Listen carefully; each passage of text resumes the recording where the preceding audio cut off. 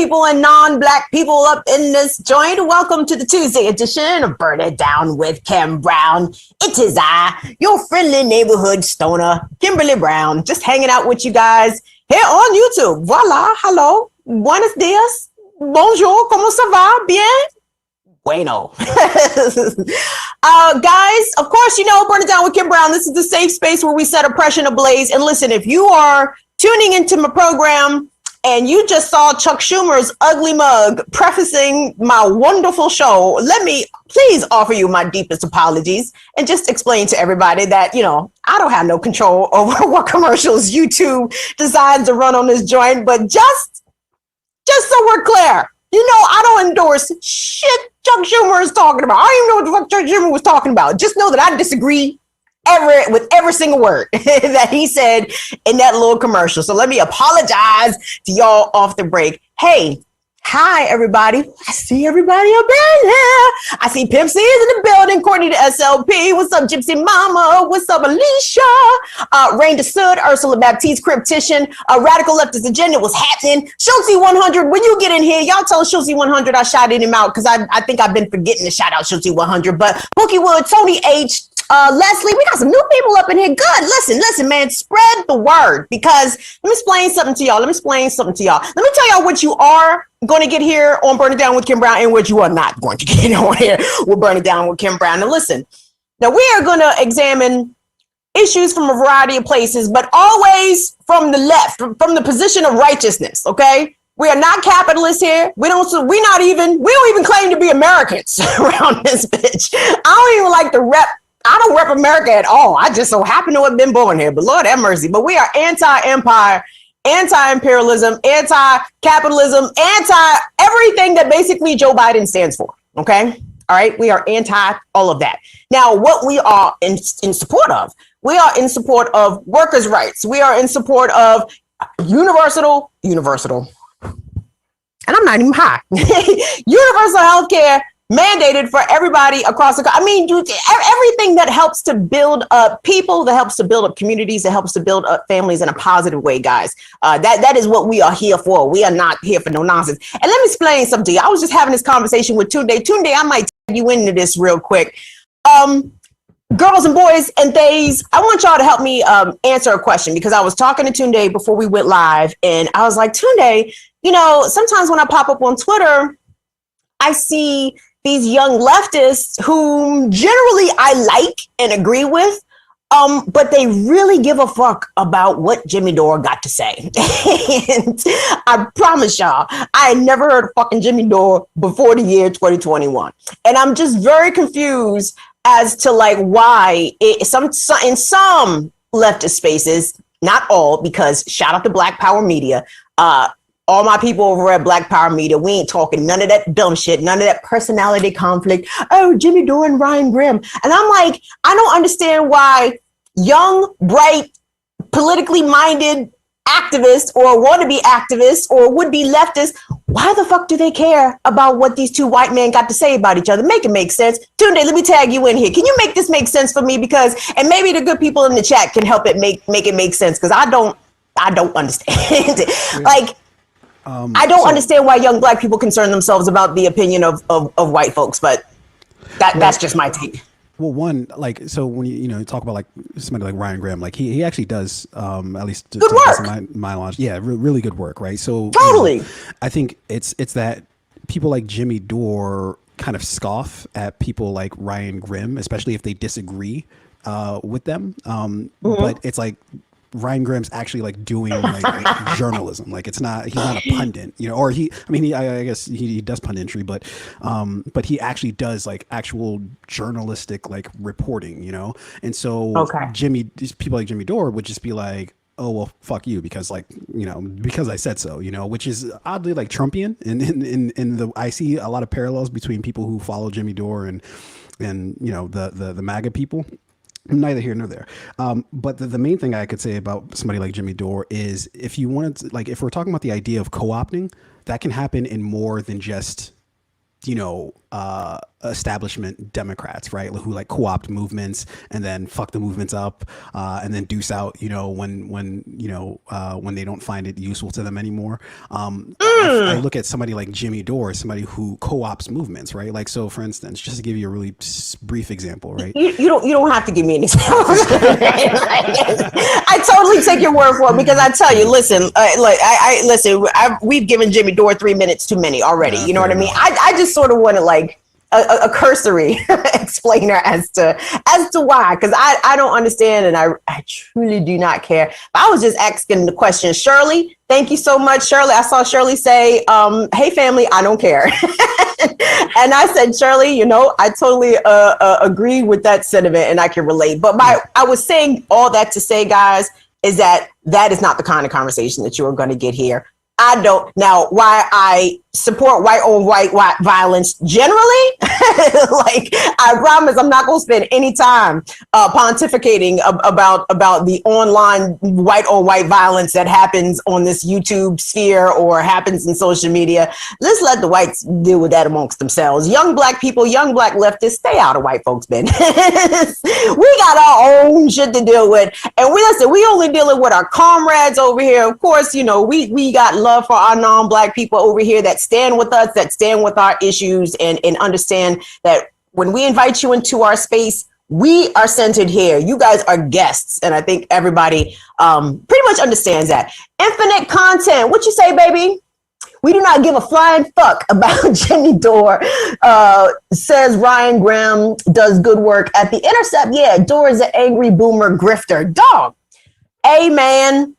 Listen, grifting apparently is acceptable these days. People be well aware that they are being grifted, and they still like go for it. So there's that. Now, y'all know I ain't here to grift y'all. Any support that you offer to us is appreciated. We are a 4-person team over here.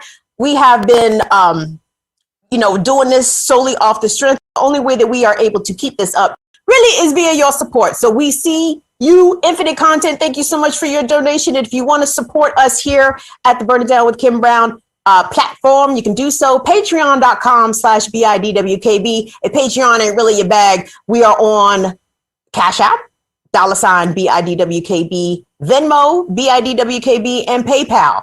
BIDWKB. Yes, we are well represented out here. So yeah, if you guys want to hit us up, drop us a couple of dollars. We will always appreciate it. But listen, we appreciate the free stuff also. We can get them likes up a little bit more, just a tad. If you have not already subscribed to the channel, go ahead and push that subscribe button for me, please, if that's all right. Okay. Ladies and gentlemen, let me get into this here program, because we've got some interesting things to talk about. First of all, one of our friends of the show, Ricci Sergienko from the People City Council. Ricci went viral over the weekend because Ricci used his white privilege in the best way possible, getting in the face of the fucking police, telling the police to fuck all the way off. A camera happened to be running. Ricci has racked up over 1 million views on Twitter for his interaction, and started a bit of a semi-dialogue about white privilege, even though that conversation's been had over and over again. But anyway, we'll check out Ricci's clip shortly in just a bit. Also coming up in the program, we are going to talk about y'all's boy, Joe Biden. Joe Biden, by the way, still owed me $600. That's important. But Joe Biden was hosting German Chancellor Angela Merkel at the White House this week, or over the weekend, or whatever the fuck.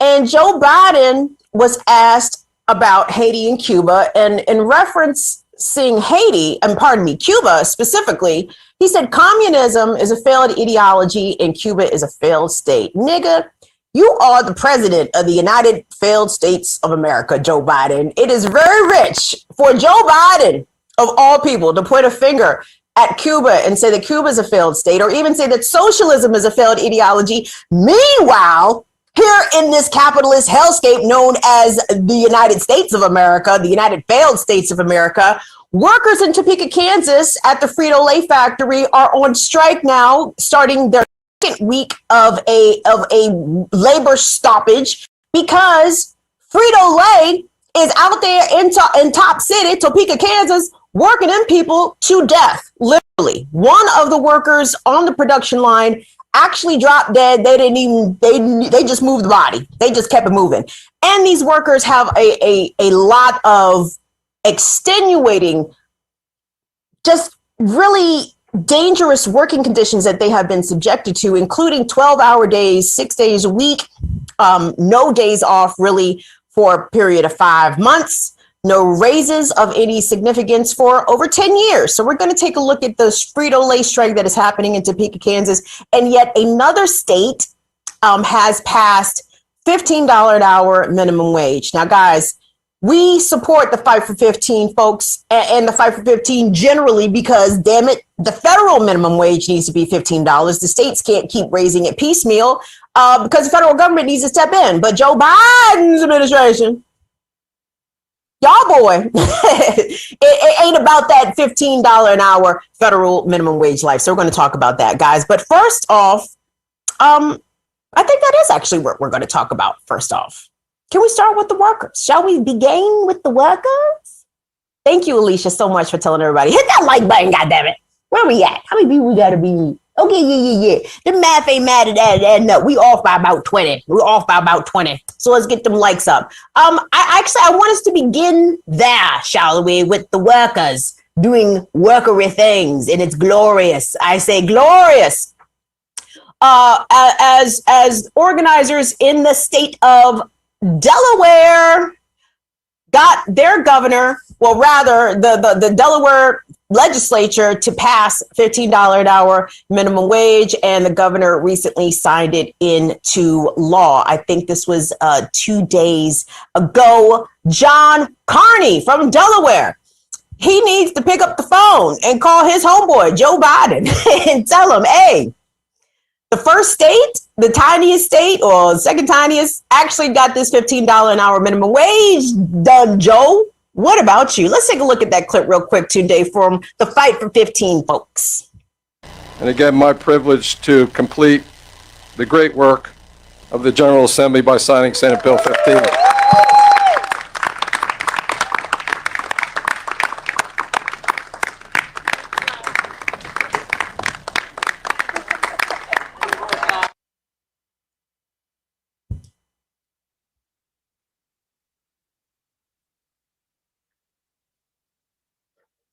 Okay, wonderful. Okay, sorry, guys. I couldn't hear the clip. So that was Governor John Carney of Delaware signing the $15 an hour minimum wage into law, which is great. But guys, while that was a victory, a W for workers in Delaware, shout out to all the people and the organizers and the groups that made that happen, because, you know, Delaware in between Maryland and Pennsylvania and New Jersey, it costs to live in Delaware. You need a nice little bit of money, like a little bit of change to live in Delaware.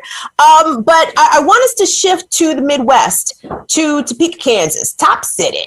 When I lived out in Kansas City, that's what I found out that the nickname for Topeka was, Top City. Topeka, Kansas, guys, where Linda Brown, yes, Linda Brown versus Board of Education, that's Topeka, Kansas. Yep. Topeka, Kansas is where the Frito-Lay factory is, or at least one of the Frito-Lay factories. And we know Frito-Lay as a heritage American brand when it comes to snack foods and like. Well, Frito-Lay is out here basically running a sweatshop, basically paying people starvation wages and subjecting them to extremely like gross working conditions.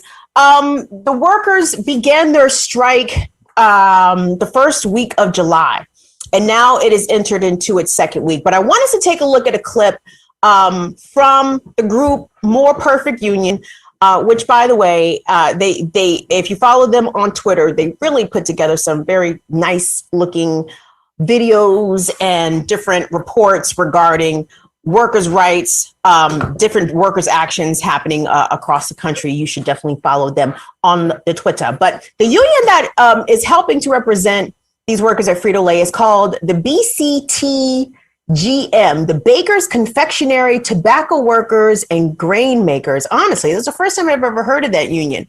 And it's a very serious situation happening out there for the good folks in Topeka, Kansas. So Tunde, if we could take a look, firstly, I guess, let's look at A2. So this is the clip at the beginning of the strike. And y'all chill out. It's about 3 minutes, but it's good. And you know why it's so good? Because more so than listening to politicians or people who are very polished when they speak, I love listening to regular people like shit. Like I love listening to regular people articulate their problems, their concerns, and their wants directly. You know, I don't like to hear it filtered through someone who is a so-called better speaker. Fuck that shit. I want to hear from the regular people. So Tunde, can we take a look at that clip, please? This is a strike for our lives. We get no days off, 12-hour days, no time with our families, and we get no good pay. We haven't had a raise in years.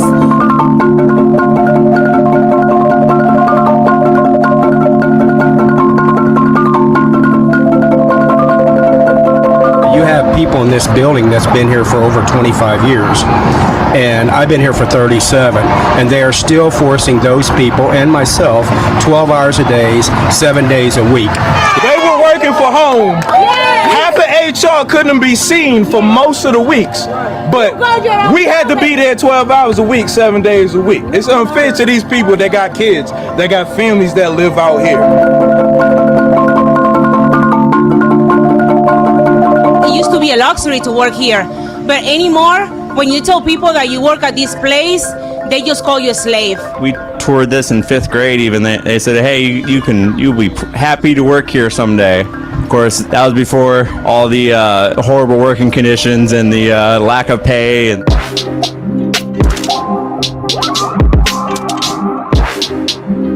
So you leave at 7 p.m. and they want you back in here at 3 o'clock in the morning. That's not fair. We need time with our families. We need time with our children. People that work 7 days a week, 12-hour shifts, sometimes they have to pull suicide, which is you're off at 11 a.m., but you have to come back at 7 p.m. When we had the ice storm, we were in here, day in, day out. And all we got was some little lamps filled with kerosene to warm us up, and that didn't do anything in the warehouse. One person already had heat exhaustion, like within a day, like of the higher temperatures hitting. And this was at night. Couldn't leave the line. No one came for breaks. No one helped him out. Management said you got to keep this line going and get it back up. They ended up wheeling him out that day.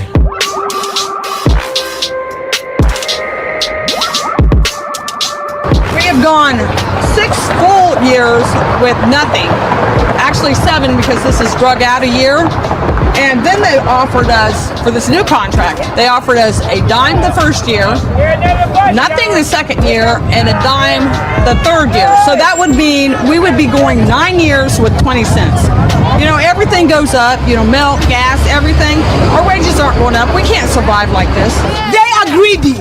The CEO is making millions, yet we are making nothing, getting cents in raises.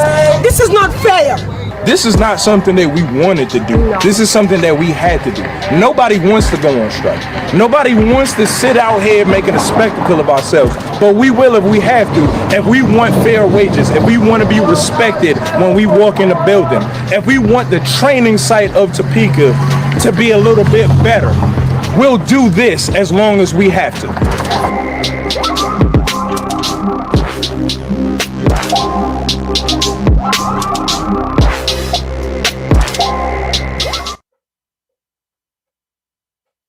I'm sorry, Cuba is the failed state?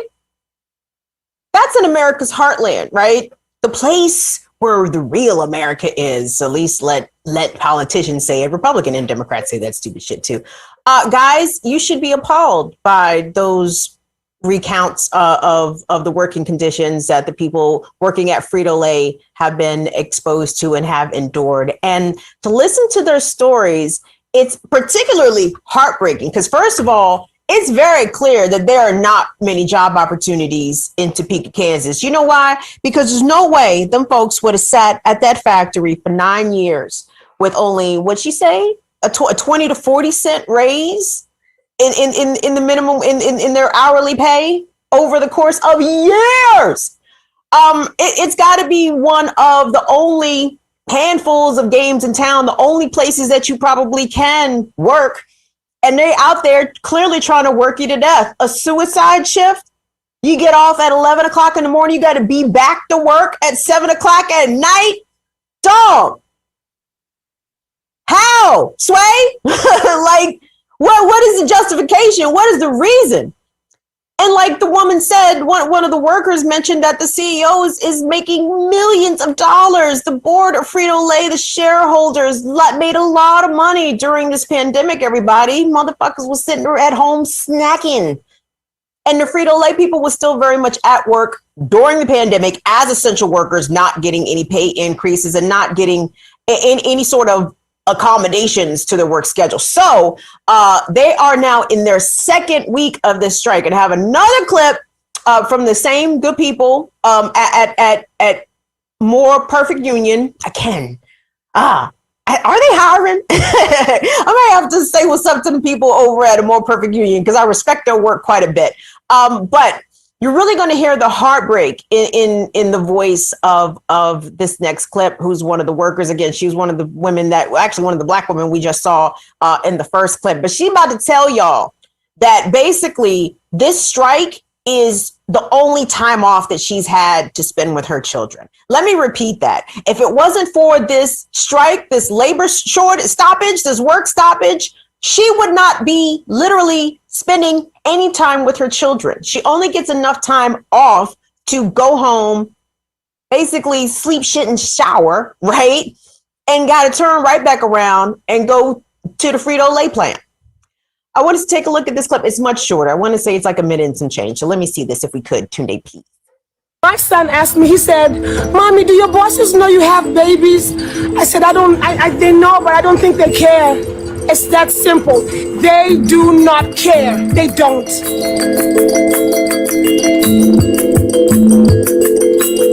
I'm hoping I can get more time with my babies. I'm hoping I can see them grow and appreciate. The other night I was home in so long and my daughter was laying next to me, and just hearing her giggle was like heaven. I'm hoping for change. I'm hoping for time with our children. I'm hoping for some more money. It's not fair. We are human beings too. We sacrifice our lives and our time in here every single day, 12-hour days. Something has to happen. Change has to come.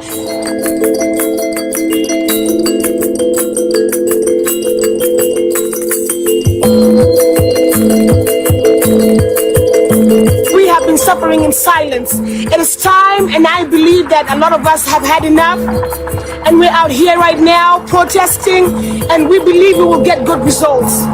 So we are asking Topeka to come out and support us. Come and support us, and we are so grateful and thankful for anyone and everyone who's come by and honked, anyone who's come by and given water, anyone who's come by and brought food. We are so grateful. From the bottom of our hearts, we are so grateful. Thank you so much.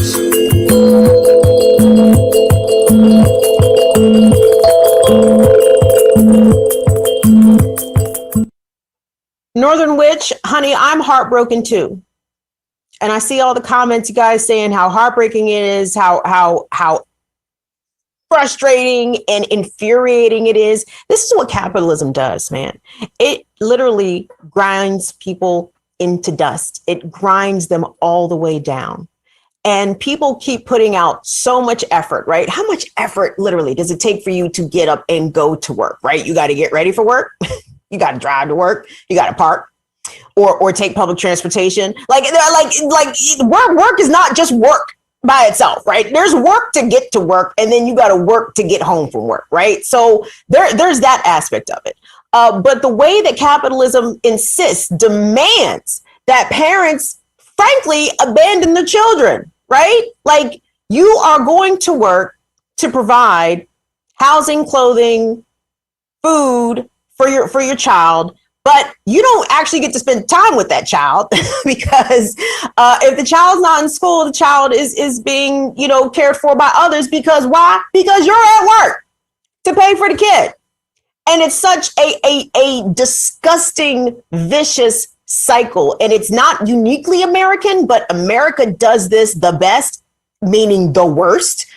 denying parents opportunities for bonding experiences with their kids, to be able to spend leisure time with their kids, to be able to invest fully, presently into their child's education, right? That's why they want to reopen the country so bad. That's why they're so anxious to send your kids back to school, because they need y'all back at work. They need us back at work so they can continue to exploit us and keep us from our families. I hate it here. Again, I have requested on Twitter that Joe Biden please deport me. I have not received a reply. Let's see, guys. So listen, if you happen to be in Topeka, in Lawrence, in Kansas City, if you're in that general area and you are able to lend some sort of material support, like you heard the woman said, if you come by, give us a hunk. If you come by, drop us some water, drop us some food. They appreciate that, y'all. Any gesture of solidarity, do it. And I think they actually have a fund. John VF, can you do me a favor?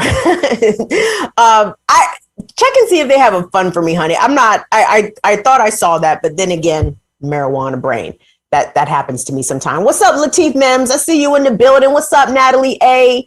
Who else did I not say what's up? Valley Girl, I've seen you in here a few times. You newish, but bienvenidos. Welcome, Cryptician. Hello. Big Teal. Hello. I haven't seen David Silberg in here. Tell David I said what's up. I think I already said what's up to Gypsy Mama. But listen, I'm always happy to see y'all in the place for real, because y'all my folks here, and that is a good thing. But guys, we gotta stand with our workers. And there was actually some other good news that I saw pop across my timeline having to do with hotel workers out in Long Beach. But I am not clear on those details, and I will have that for you here on Friday, boo-boos. But I want us to move along because I could not pass up the opportunity to point out that, Joe Biden is I guess, like most politicians, and even I guess most people in power, they are operating from a whole nother plane of reality. Now, I think that somebody like Joe Biden understands that people are out here suffering, suffering with medical debt, student loan debt, low wages, high housing costs. And he might have cared at some point, but he doesn't really care now. And that is pretty evident by his policies. As we know, Joe Biden is here to reopen the country. Joe Biden is overseeing an America that is still very much dealing with this pandemic. There's speculation that a fourth wave of the coronavirus is emerging in the South, so we still do not have a handle on this.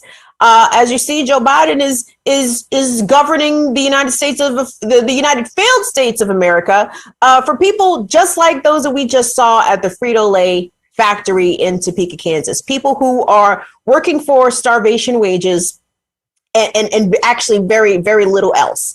And in September, Joe Biden intends to resume payback of federal student loans. You're welcome. Like really, nigga? Yes, Joe Biden said he don't give a fuck about any of that shit. But Joe Biden, strangely enough, but on brand and predictably so for a person holding this office, never misses an opportunity to take a shot at Cuba, to take a shot at communism, to take a shot at the Cuban Revolution, to take a shot at the Castros. That's just what American presidents do, as if their shit do not stank. Tunde, if we could please cue up that B1 for me, please, because let me set this up for y'all. Y'all probably seen this, but I'm going to set it up for y'all again. So, like I said, Angela Merkel, German chancellor, was in town. They had a joint press conference. We are not going to hear from Angela Merkel because she wasn't talking about shit. But Joe Biden was asked.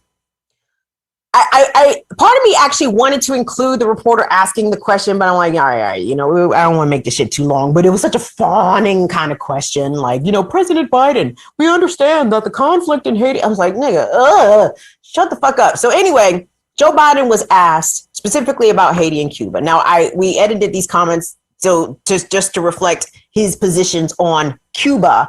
But listen to what this motherfucker, who again is governing a nation that the western half of it is literally on fire. Okay, the eastern half of it is currently shrouded in smoke from the western half being on fire. That's just one or two of America's major glaring problems. And America is absolutely a glass house and trying to throw stones at other people's houses. The audacity. So Tunde, if we could please listen to y'all's boy, Joe Biden, pop shit about Cuba. And communism is a failed system, universally failed system. And I don't see socialism as a very useful substitute, but that's another story. With regard to Cuba, Cuba is unfortunately, a failed state in repressing their citizens. There are a number of things that we would consider doing to help the people of Cuba, but it would require a different circumstance or a guarantee that they would not be taken advantage of by the government. For example, the ability to send remittances back to Cuba. I would not do that now because the fact is it's highly likely that the regime would confiscate those remittances or big chunks of it. With regard to they need COVID they have a COVID problem in Cuba, I would be prepared to give significant amounts of vaccine if in fact I was assured an international organization would administer those vaccines and do it in a way that average citizens would have access to those vaccines.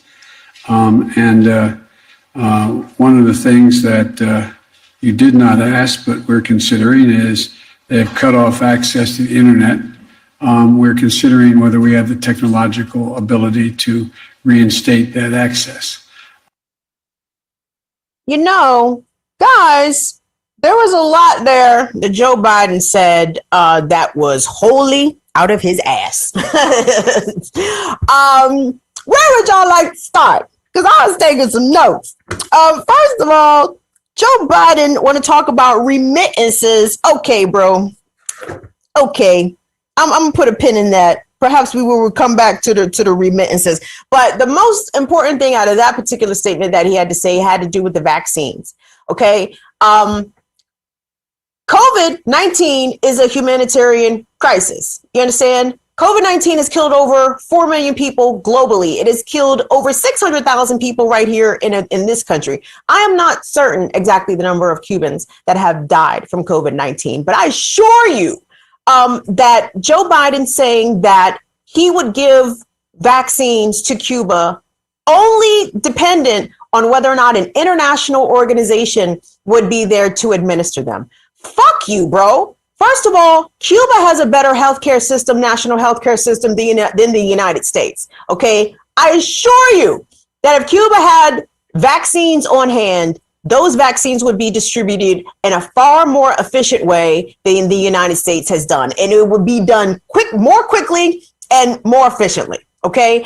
And when he talks about an international organization, I'm sorry. I mean, you mean like an international organization like the American Red Cross who came to Haiti and fucked over Haiti, or the United Nations peacekeepers who also went to Haiti and fucked over Haiti big time, causing a cholera crisis in Haiti that killed thousands of people. I mean, like, what's the reputable international organization that Joe Biden would agree to be a human being along with? Like, if the Cuban government is not capable of distributing these vaccines, which they perfectly are, that is just the imperialist bullshit that comes from the United States, especially towards nations like Cuba and Haiti, right? Like, oh, y'all are too simple to do this on your own. So we're going to have another agent of white supremacy come in and look over your shoulder to make sure that y'all are doing it basically the way that we want, right?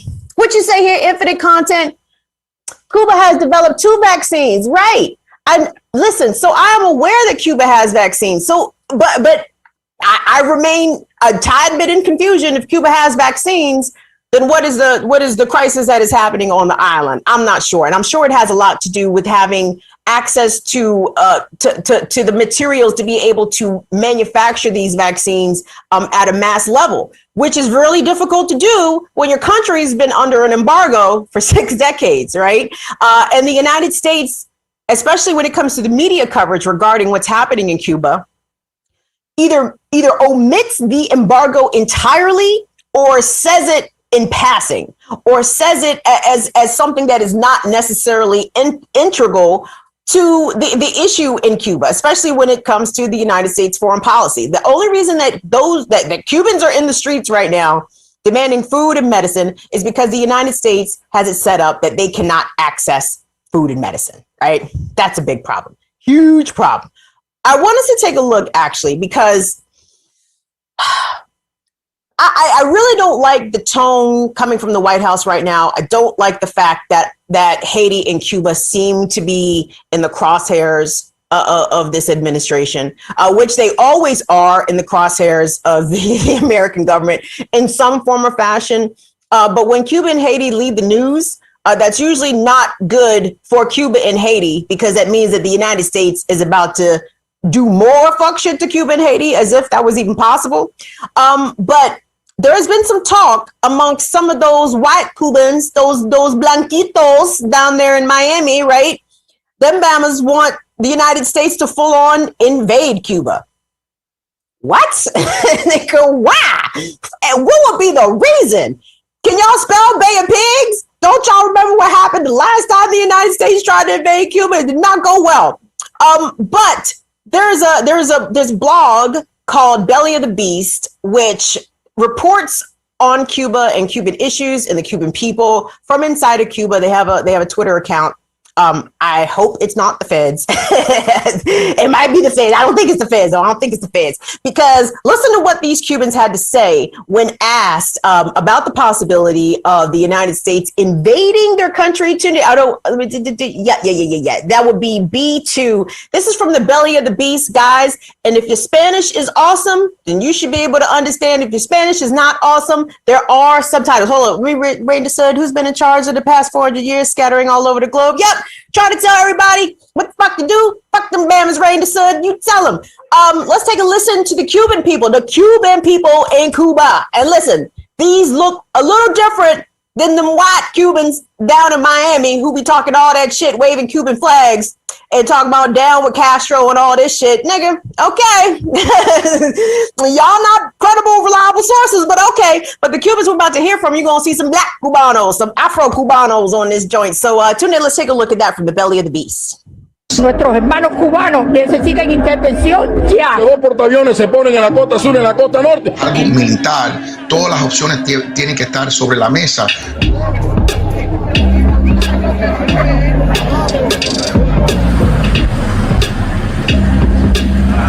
Los problemas de los cubanos los tenemos que resolver los cubanos sin injerencia, sin ningún tipo de intervención. Hacen una intervención militar aquí y aquí va a caer cualquiera. No es el que esté de acuerdo, el que no esté de acuerdo, el que va a caer cualquiera porque la bomba cae en cualquier parte. La gente no tiene idea de lo que significaría una intervención militar para nuestro país. Eso sería un desastre. No quisiera que Cuba sea ni la estrella de una bandera ni una colonia de ninguna nación. No se lo vamos a permitir. Y porque aquí hay 20 gente dispuesta a luchar por él. Y entre ellos soy yo.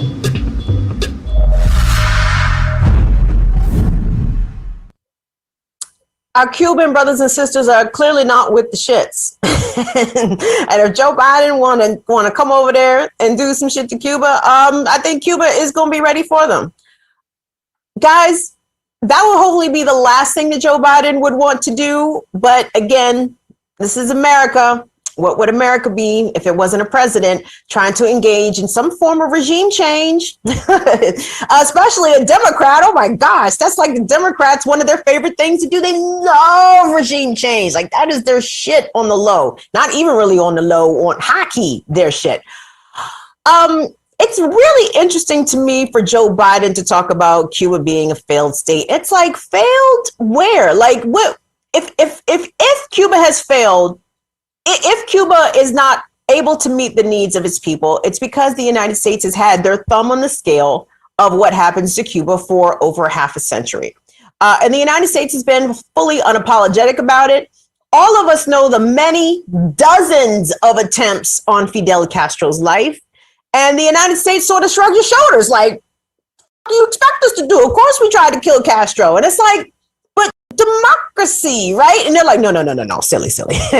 Democracy is a talking point, silly girl. We don't actually believe in democracy, which we clearly do not. But the country that operates Guantanamo Bay, Gitmo, on the island of Cuba, where the United States engages in nothing but torture, subversion, making people disappear. I just saw a story this week about a Gitmo detainee who had been in Guantanamo Bay for 20 years. Let me say this again, 20 years. And let me say this again, 20 fucking years. They kept this man in detention in Guantanamo Bay, and they just let him go back to Morocco this week. The United States, everyone else around the world knows this. We are in no position to be finger wagging Cuba or really anybody else when it comes to human rights, when it comes to listen to the will of the Cuban people. Nigga, really? Because let me explain something to you, Joe Biden. In this country, the people have been in the streets. If you were paying attention at all last year, which he was, because you saw that Joe Biden clearly adopted and co-opted a lot of the language of the movements into his campaign stump speeches, right? He started talking about structural and institutional racism. He started talking all these buzzwords. This nigga didn't mean any of it, none of it. And I just want to make sure that we are all copacetic on that point, y'all. Joe Biden is not our friend. Congressional Democrats are not our friend. By the way, let me take a moment. Let me shout this out. Let me shout out Talisha Conklin real quick, y'all, from the Progressive Queens. I'm going to be joining the Progressive Queens this Saturday. And I think one of the topics we're going to talk about is what happened to the squad. Woo, child. What happened to the squad? I'm not going to get into that here. We're going to save that for the Progressive Queens. But y'all feel what I'm saying? Like, guys, even our so-called leftist leaders are not leading us in a positive direction in the sense of what I thought y'all was supposed to be pushing Joe Biden to the left, right? I mean, shit, even Obama lifted the travel ban on Cuba. Trump put the shit back. I don't think Biden has lifted it again. Hold on. There are other ways, by the way, that the United States is a failed state and Cuba is not. And there's other ways in which Cuba has led the world when it comes to being on the side of righteousness and freedom, specifically for Black African people, that the United States would never, they could never be on that same side. Now, I want y'all to take a look real quick. I saw this clip floating around social media and it really caught my attention. And this is from 1990. This is a clip from PBS NewsHour, and it's of Nelson Mandela, right? Mandela is one of those people that the United States, especially liberal politicians, even conservative ones to a certain degree, like they love to quote Mandela like they love to quote Martin Luther King, right? They love to only cherry pick Nelson Mandela's, I'm gonna chill here in jail till I'm free.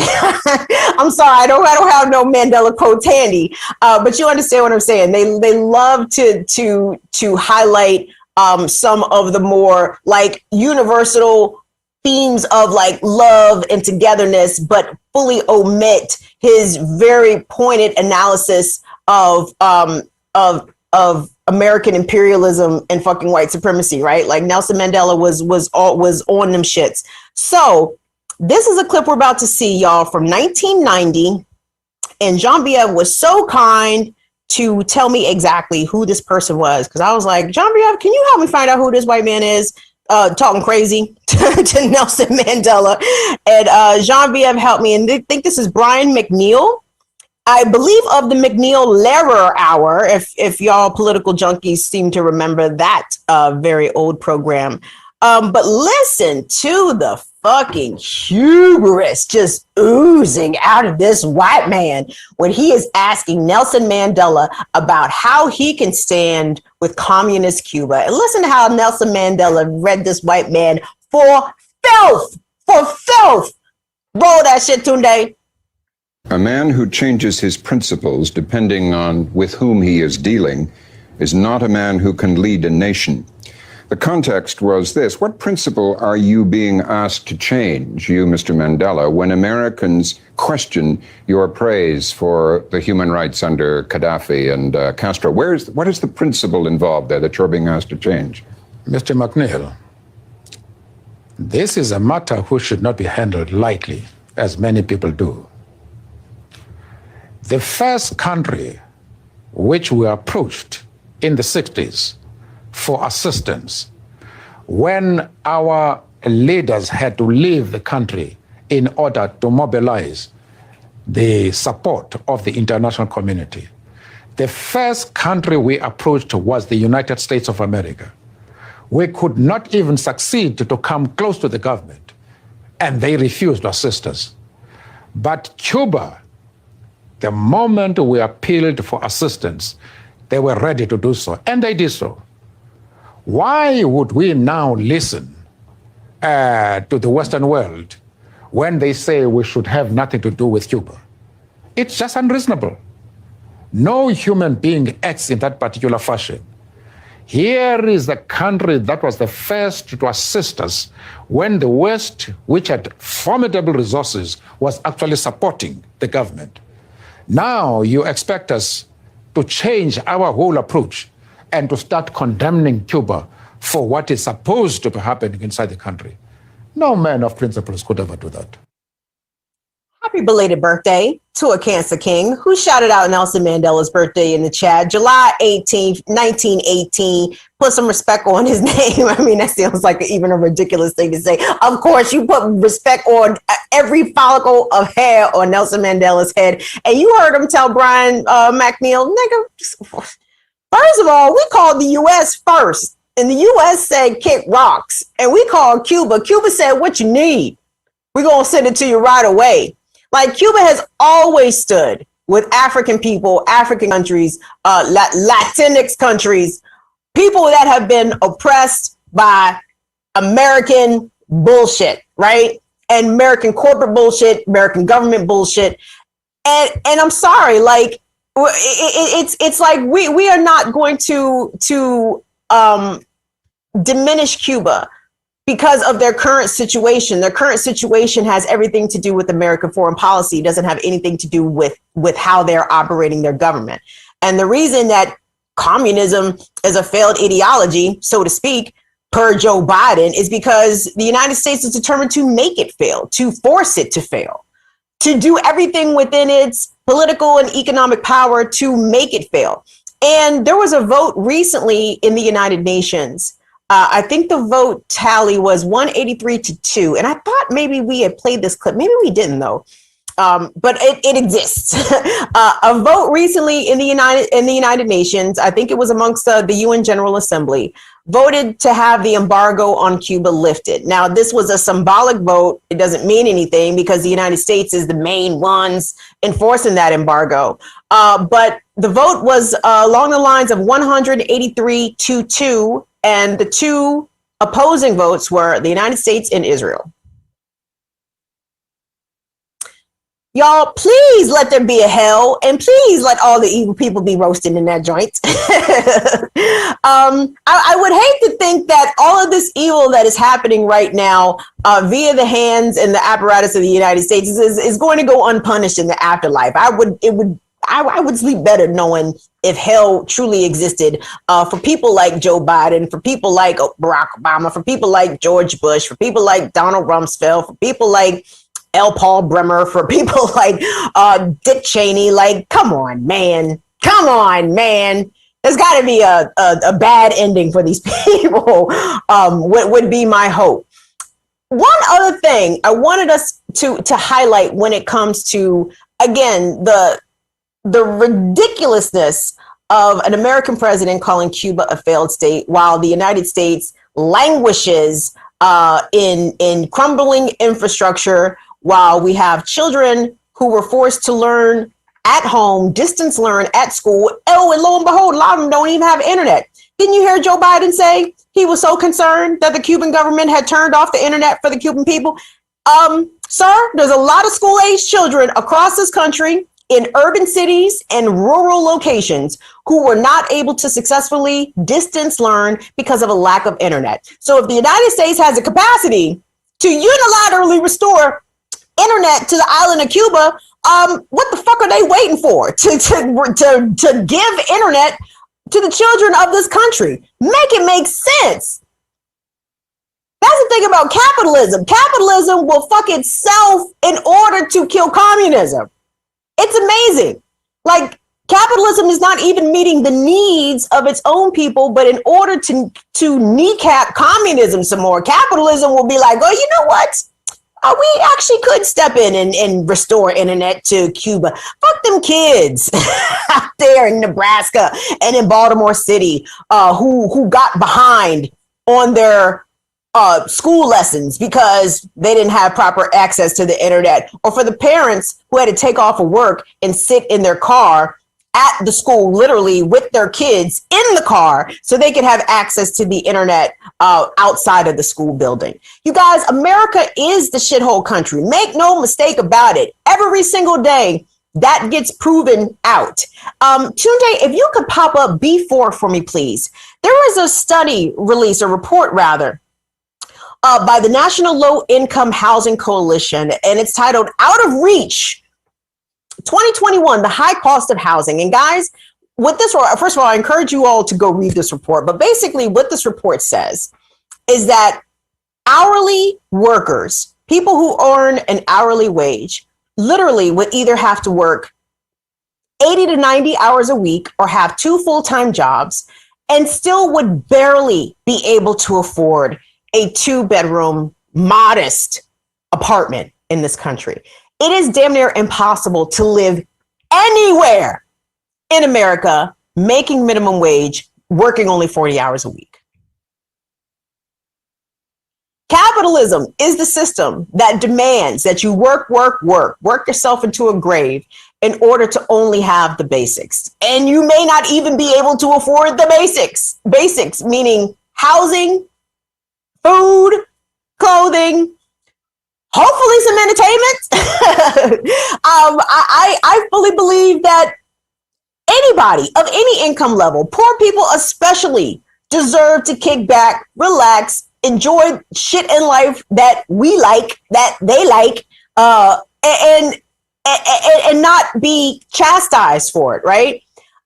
One of the most frustrating things that I hear, especially coming out the mouth of like some bougie black people, I know y'all have heard this, right?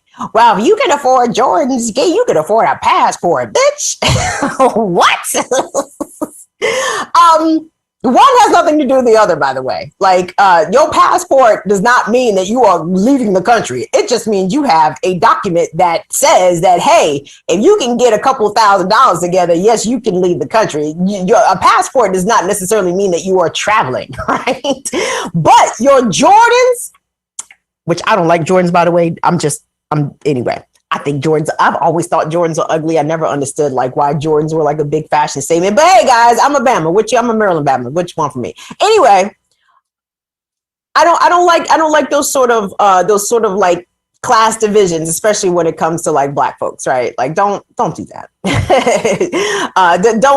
Don't pass judgment about how people who are hardworking and not able to fully live their life to the best of their potential, for the simple fact that they live in this capitalist hellscape. Don't judge these people for how they choose to spend their money in their leisure time, okay?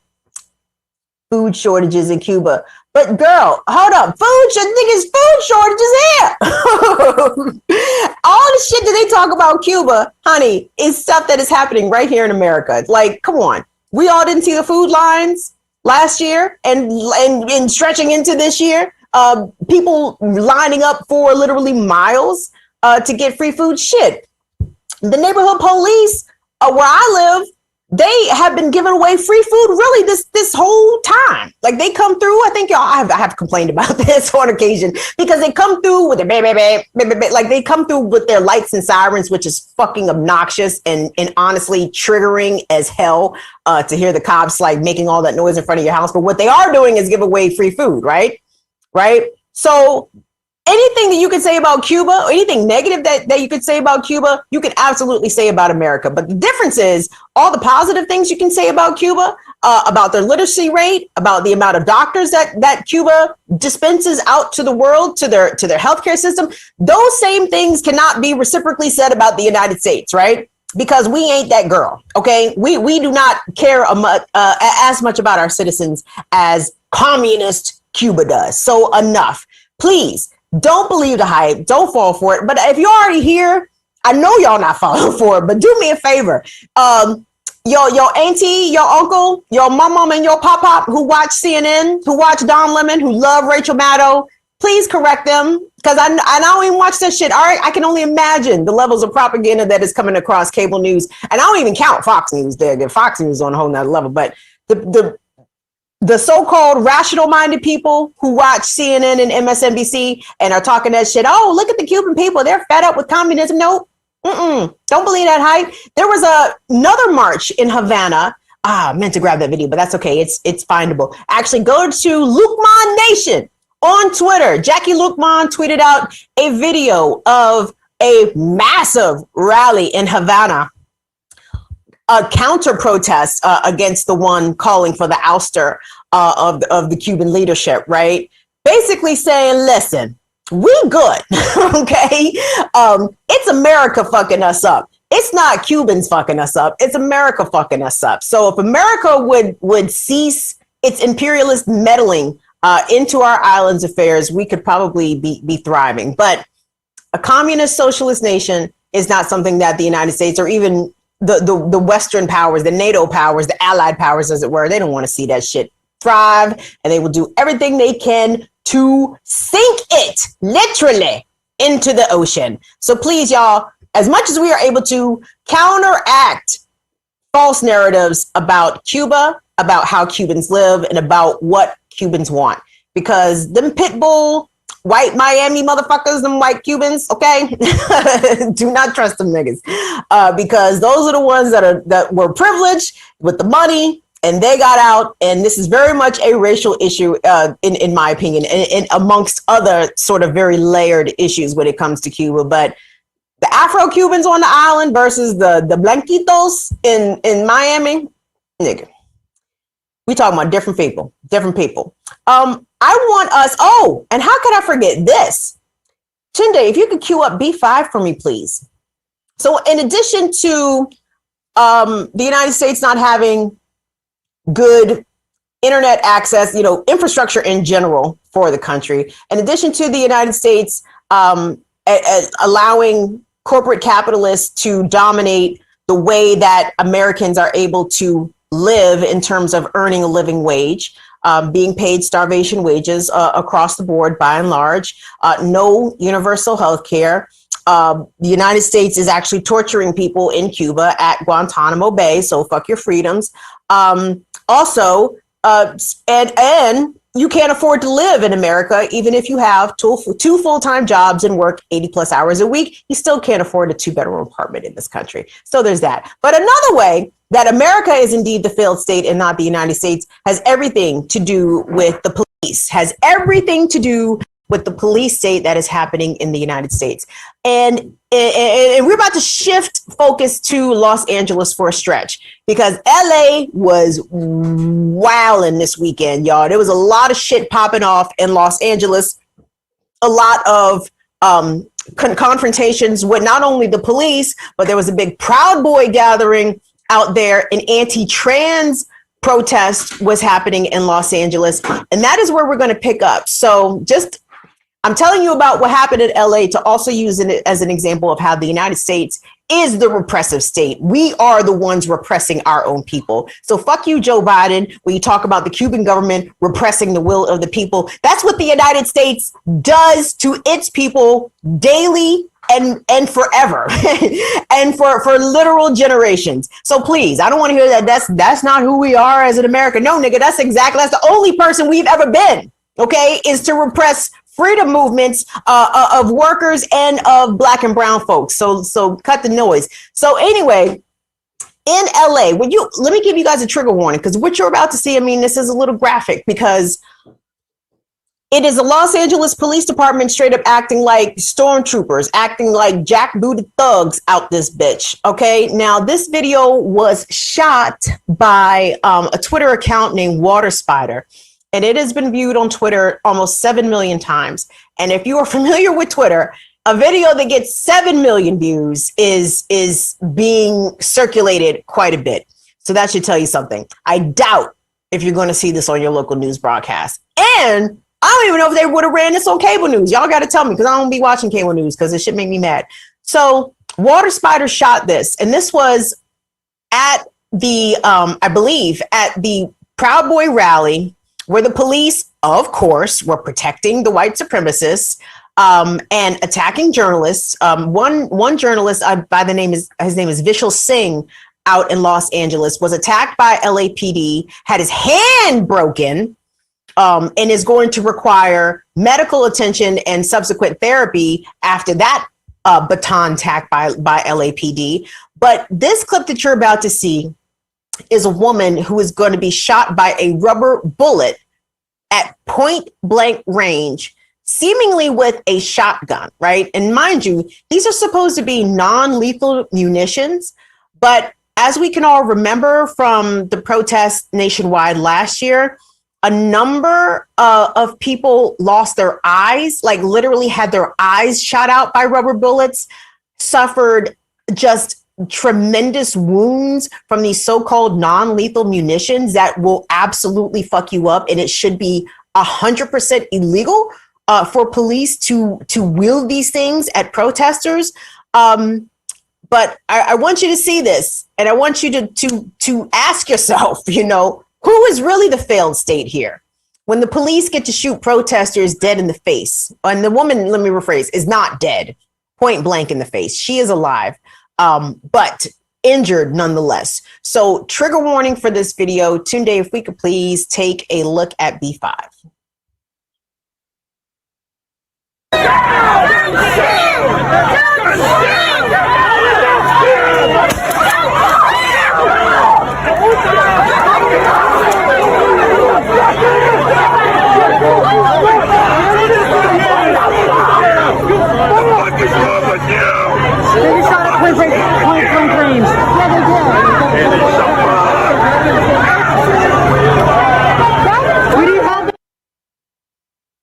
Los Angeles Police Department shot a person point blank range in the face with a rubber bullet.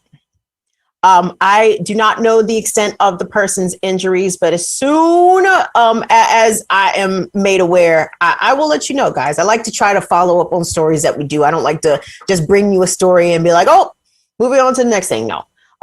If there's subsequent details to something, I want to make sure that you guys know about it. So if I see any details about the injuries that the woman suffered after being shot in the face with a non-lethal, allegedly shotgun, I will be sure to bring that to you. But as I told you at the beginning of the program, well, as I just told you a couple of minutes ago, shit was on and cracking in LA, right? And I told you at the beginning of the show, one of our friends from the People's City Council in LA, Ricci Sergienko, y'all know Ricci. Ricci's been on here a lot.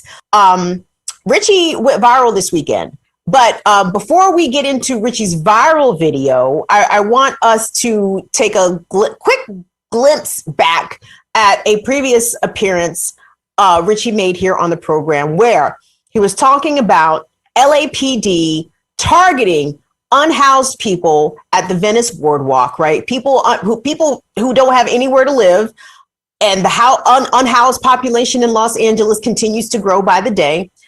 Is also summer. So people go to the beach, right? They pitch their tents on the beach, and they live there, okay? Because guess what? It's outside. And I don't think anybody has the authority on who can be outside at any given time. But the business owners in Venice and the police harass the unhoused people there relentlessly. And this is a previous appearance that Ricci made on our program, and he's talking about that exact issue. Tunde, if we could take a look at that, please. Attention needed to be brought on what is actually happening. It's a fascist fucking armed takeover of the Venice boardwalk. He's unilaterally inserting himself into a place he doesn't have jurisdiction, so he could arrest a bunch of fucking poor people and throw them in jail for 48 hours and dump them back outside in downtown so they're away from the beach. They have no more of their belongings anymore. That doesn't solve homelessness in Los Angeles. It just removes those people from being in the purview of the business owners and the white fucking wealthy homeowning class.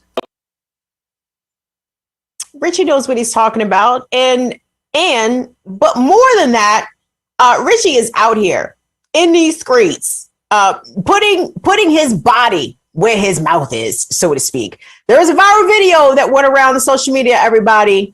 And a lot of people were like, oh, wow, look at all that white privilege. Look at all that white privilege. Yeah, it was a whole lot of white privilege out there. And I said, nigga, that's Ricci Sergienko. I know that nigga. I know that motherfucker. That's Ricci Sergienko. That's my boy. You guys, take a look at this. It's two clips of Ricci at the Venice boardwalk just getting in LAPD shit. And let me tell you, it warmed my heart. It brought a smile to my face. It brought a tear to my eye because I love seeing white people who are not with the shits, and with the shits at the same time. And y'all know exactly what I'm talking about. And yes, please, please, please, white comrades, be a comrade. Don't be an ally, be a comrade. Kalonji Changa taught me that. Be a comrade, don't be an ally. And this is Ricci flexing his white privilege versus the LAPD. And of course, he lived to tell the tale. Let's take a look at that, please. Get in the car. Get in the car. Get in the car. Yes, get in the car. Get in the car. I'm not going to move until you move. Get in the car. I need you to move away from the car. Get in the car. I need you to get in the car. Move away from the car. This is public space. Tough guy. Ha ha ha ha. Get the fuck in the car, tough guy. Get the fuck in the car, tough guy. That's what I fucking thought. You fucking coward. You fucking coward. You fucking get in the car too now. You fucking coward. Get the fuck out of here. Yeah, you thought you were all fucking tough. You gotta get back in the car. Step back. You step back. Thank you. You step back. I want you to step back. Move. Well, you move. You move. I'm not moving. You move. I'm telling you. I'm not moving. I'm not moving. Public space, bro. What's up? Okay. Don't spin my face. Don't spin my face. Don't spin my face. Don't spin my face. You don't touch me. Don't touch me. Don't fucking touch me. Don't fucking. Right? You don't care about public safety, bro. Get the fuck out of here. Get the fuck out. I'm not getting paid. Get the fuck out. Get the fuck out. Get the fucking car. Get the fuck out. Get the fuck out. Stop fucking shooting people. Get the fuck out. Get the fuck out, you losers. LAPD shot and killed. Get out of here. Get out of here. Get out of here. Get out of here. Get the fuck out.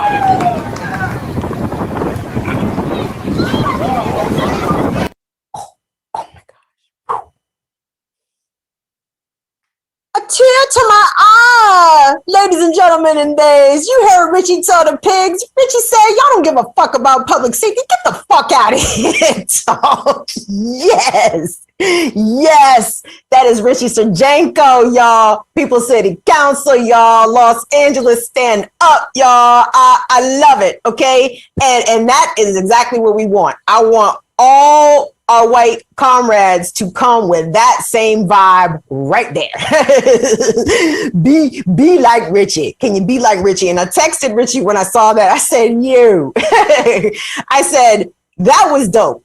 And then I followed it up with, please be careful, because the last time Ricci was on our program, Ricci told us, you know, the feds have started fucking with him. Let me not say feds, because I don't know for the fact that they was actual feds.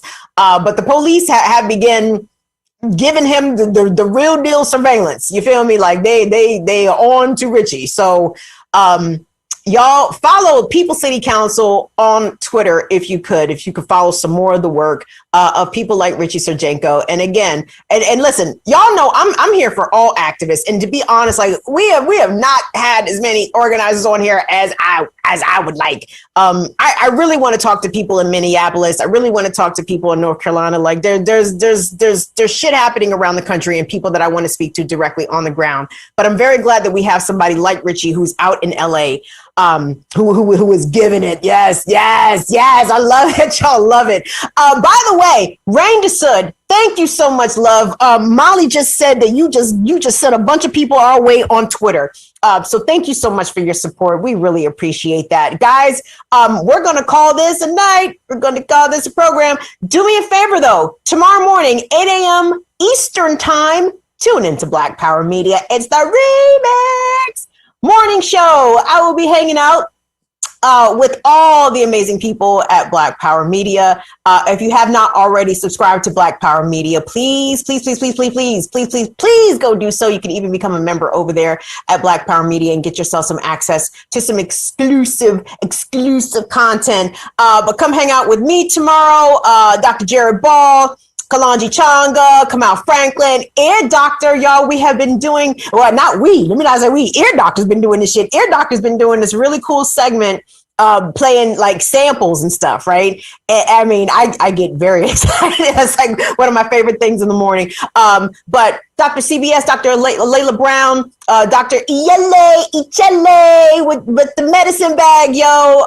It's a really good show. Remix Morning Show, 8 a.m. tomorrow morning over on Black Power Media. Please do me a favor and set a notification and come hang out. Guys, girls, and guys, we're going to say peace. All right. Thank you all so much for tuning in. Thank you so much. Ooh, do me a favor. Ooh, we got just knock us over 100 likes before we get out of here, if you could. Just nudge us up with a few more likes. If you have not already subscribed to Burn It Down with Kim Brown, go ahead and subscribe. And you can follow us places on the internet, BIDWKB on Instagram and on Facebook. And we are also on TikTok as well. So guys, on behalf of Tunde, Genevieve, and Male, I am Kim Brown. Thank you all so much for coming to hang out and kick it with us and support us. All that good shit right here on Burn It Down with Kim Brown. Love you guys. See y'all later. Bye-bye.